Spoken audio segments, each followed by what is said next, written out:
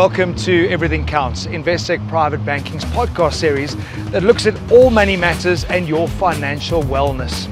I'm Marius Roberts, and this week we continue our real talk conversations, understanding what it takes to be a good driver. Now, you might not believe this, but getting your driver's license is just step one. What it takes to become a skilled and experienced driver is an ongoing journey. So I'll be sharing my views on mastering the basics, like making sure you got the right driving position when you get in the car. Your seatbelt is always on, simple things like that. But also things we encounter daily, load shedding, power outages. How do you deal with a traffic light that's not working? How a four-way stop street works, and my absolute favorite, the turning circle. Yeah, we're going to be looking into that. I'm also going to present you with a few defensive driving techniques that will help you to become a better, more considerate driver on our roads.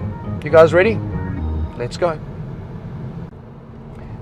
How you behave while driving and operating your vehicle is just as important as operating it correctly. And that is where consideration and driver etiquette comes into play. The main thing for me is just to always be considerate. If you think about it, for me, motoring is one of the biggest tests of trust. We are sharing a road with people that we don't know. Cars, bikes, pedestrians, cyclists, and everyone is relying on everyone else to be doing the right thing. So you trusting strangers to abide by the rules and to drive in a correct and considerate manner. So all of us do need to show up and arrive every single day when we get into the car with the right attitude, because what you are in is actually a weapon that can cause some serious damage and destruction for people. So be aware of that, be kind, be considerate.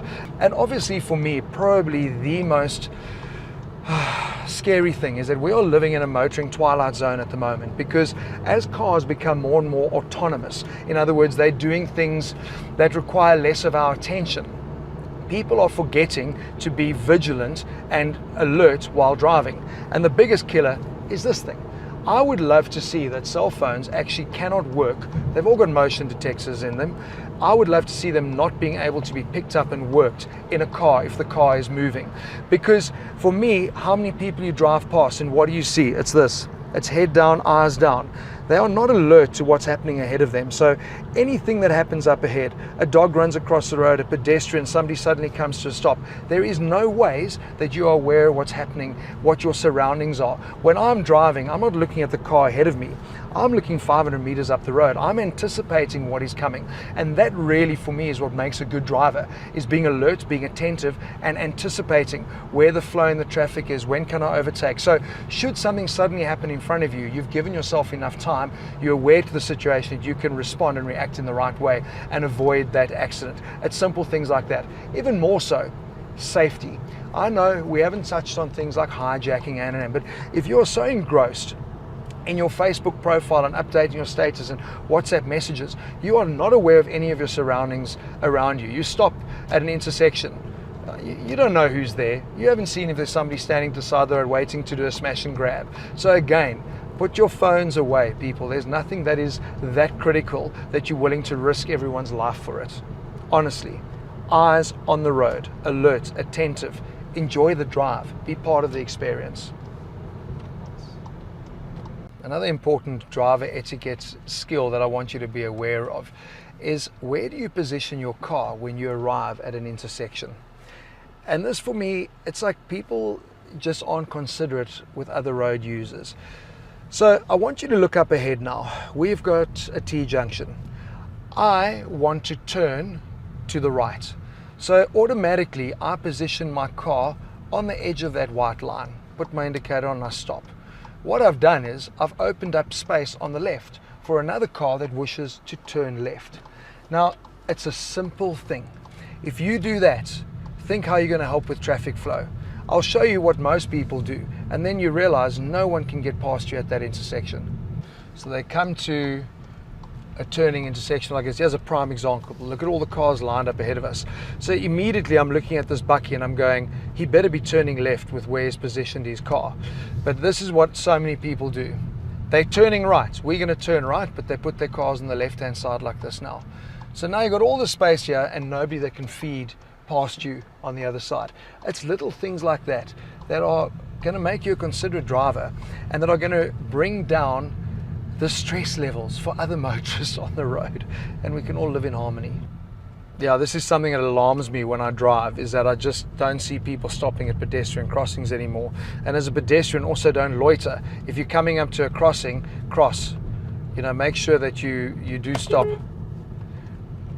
Like, here we go. I see a pedestrian arriving at the crossing. Stop for him. So right now there was a guy actually trying to overtake me. It's actually just mind-boggling. Like, I've stopped at a pedestrian crossing and the car behind me is just like, what are you stopping for? I'm going to overtake.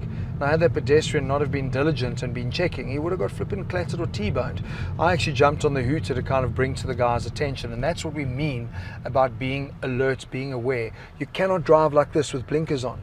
You've got to be looking left, right, looking ahead. Be aware, check your mirrors, check your blind spots. Be aware of your surroundings. Yeah, motoring requires 24/7 attention. Every time you're behind the wheel, you've got to give it your undivided attention. But you know what drives me absolutely wild is the traffic circle. And you know why? Because as South African motorists, we're absolutely clueless as to how they work.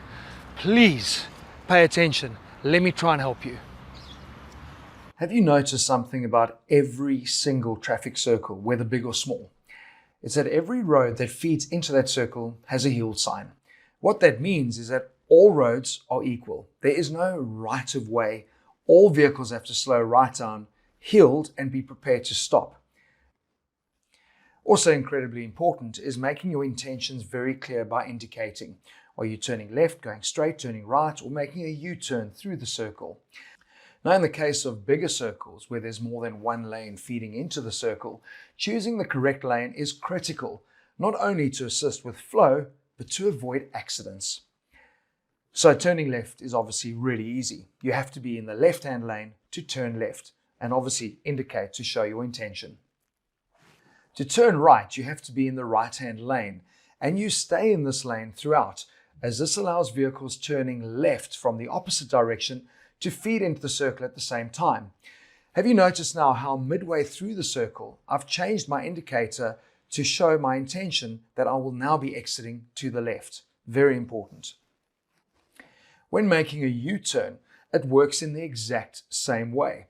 You will approach in the right-hand lane, indicating your intention to turn right, but you remain in that lane, but indicate your intention to exit further around the circle this time, to allow the left turners from that side to also safely be able to enter the circle. You can, of course, change lanes within the circle, but again, it is crucial that firstly, it is safe to do so, and secondly, that you make your intentions very clear through your indicators. Now, obviously, when going straight on, you don't indicate upon your approach. And if there are two lanes, you can use either lane if the road markings allow that. Once in the circle, you would indicate to show your intention now to exit. So do you see why it is so vitally important to ensure that you are in the correct lane and are always using your indicators to signal your intent? Joburg traffic 24/7, it flows pretty okay when the traffic lights work, but from my experience, traffic lights are becoming novelty factors. Most of the time they're not working either through load shedding or just through poor maintenance. So what happens when you do get to a traffic light? It's really quite simple. They work exactly like a four-way stop. Whoever gets there first has the right of way.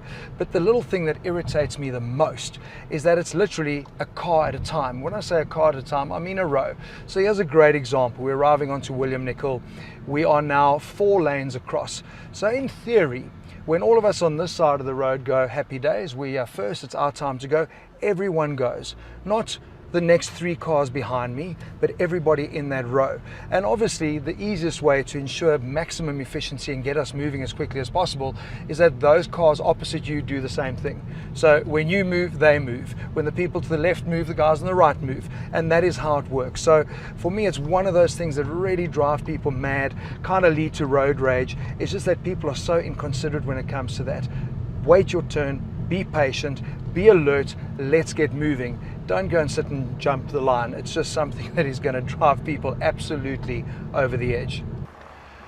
But when the traffic lights do work, we've forgotten how they work, because now it literally is an absolute free fall. Now there's something that I saw in Europe, and most recently on my travels in Swaziland of all places. They actually have a countdown to red and a countdown to green. So when you're arriving at an intersection, you can see it's 10, 9, 8 before the light's going to turn to red. So it helps you anticipate to slow down and to stop. But I think what's become a real issue now is not only people randomly shooting through red lights, it's just when they arrive at a traffic light and they're turning, the light has gone red, and then 3 or 4 cars take the opportunity to go through the intersection. Like, that for me is just not cool. And I know what we all like to say, but the taxis do it. No, South Africans do it. All of us, including you, and it must stop. Now, something that I find quite fascinating too, with the way a highway works, when I merge onto a highway, the idea is that you're merging and coming up to speed. So as I come onto the on-ramp, by the time I hit the highway, I should be 80 to 100, merging up to 120 k's an hour. That is not a target. I can't do 100 kilometers an hour or 120 when the cars in front of me are doing 60. So you're always driving based on what the conditions are. But this is very important. Use the lanes to merge, get up to speed, and then you can obviously head off on your journey. Now, what I find really fascinating, and it's something that the JMPD and most of the traffic officers love to do, whenever you go on a national road, drive down to Durban, where are you seeing the cops trapping? In the center island. So they're pulling you over in the fast lane. They expect you to stop in the fast lane. So when they've written your fine, you must go from 0 to 120 off grass into the fast lane. It is probably the most dangerous thing that our police force that are meant to be enforcing the rules of the road love to do every day. So my advice, and I've done this many times, if you are caught for speeding, which you shouldn't, but it happens, if you are caught for speeding, do not stop on the grass in the center of the island, even though the police is there. Put your indicator on, safely move yourself across, and set yourself up in the emergency lane in a safe place. Because one of the most important rules of the road too is that a freeway, a highway, is not meant to have pedestrians. I am not going to risk my life by crossing the road. So if the officer wants to risk his life, he knows where to find me. I'll be safely parked in the emergency lane with my hazards on. Well, you've probably all heard the saying, it's not the speed that kills, it's the sudden stop.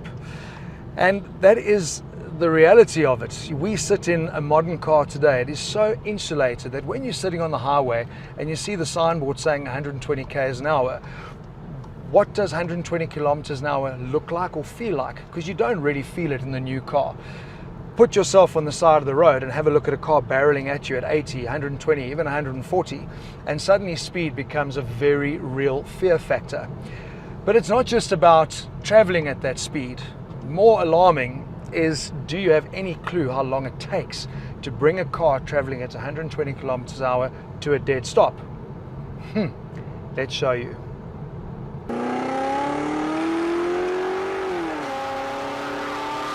For this lesson, our guests have to stand on the spot where they anticipate our GTI will stop. We all died! Even you are there! I could have jumped here. I was just like, Half of you are dead already. Now we're going to up the speed to 100 k's now. Watch this. Now, with most of our guests having got it horribly wrong when predicting just how far it would take to stop a car from 60 kilometers an hour, would they fare better at 100 kilometers an hour? No. We all died! Even you are there! I could have jumped here. I was just like, And just to reiterate what Michael and Chop said, I mean, this is a performance car, so it's running on really good brakes, it's running on the best tires, it's an advanced driver, so he knows where he's braking. Yeah. Now imagine if he didn't know they had to brake there, and he had to anticipate it. That reaction time is going to add another second. That second's going to add another 50 meters. So doubling the speed doesn't double the stopping distance. Try multiplying by 4. Our final test, 140 kilometers an hour. Oh my word!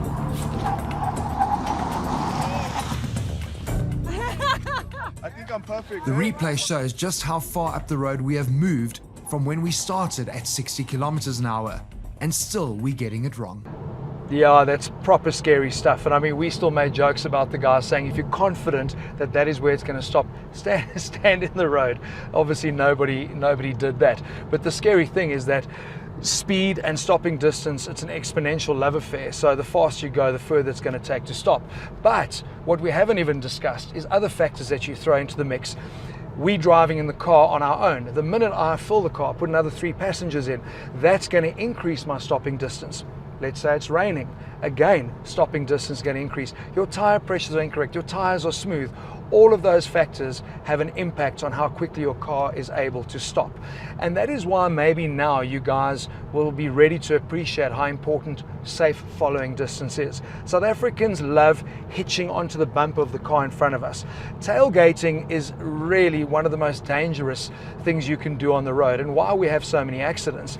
It is impossible for you to see what is happening 300 meters down the road when you're right on a car's bumper. But I suppose more of a shock is that there is zero time for you to react to what you've seen and to take avoiding action, whether that be hit the brakes or swerve to avoid, and obviously the distance it takes for the car, depending on the speed, to stop. So what we normally work on is between 2 to 3 second gaps. So how do you test it? We'll have a look. We've got Cambridge Road Bridge coming up here. So safe following distance would be, as that car passes, I go 1001, 1002. So that's a 2 second gap that I'm following. That is safe. The minute it rains, I would suggest you double it to drive to the conditions around you. But what do South Africans do, which is really frustrating?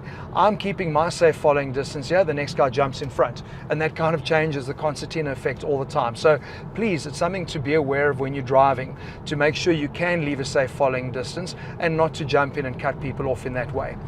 Well, I really do hope that you found this interesting and informative, and that in some small way we've helped to bring to your attention a couple of things that will make you a way more considerate and better driver on our roads out there. Now, in our next episode, we're going to look at a couple of motoring trends that are making waves, as well as looking ahead to 2025 and some of the exciting new models that are coming to our shores. And of course, you guys can also join the conversation. Any questions that you have, all you've got to do is hit us up on our hashtag Investec Everything Counts. It's been great having you on the road with us.